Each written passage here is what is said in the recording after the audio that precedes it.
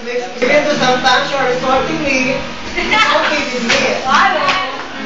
I hope you will reach your ambition in life despite of many struggles. I know God will help you at several paths of maintaining your life.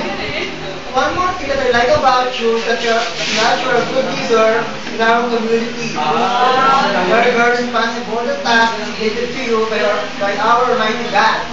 I appreciate all the things that you are doing.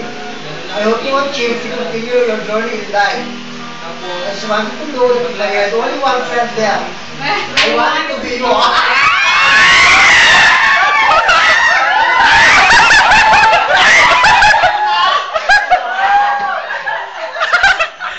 Kinig na ako! May kiniligyan mo, Brad. Di ba Lakshan? Thank you for being as one of your friends. And thank you for being sane. Happy birthday to you, my friend, and more birthdays to come until you reach another century of your life. Happy birthday naman, 100 years.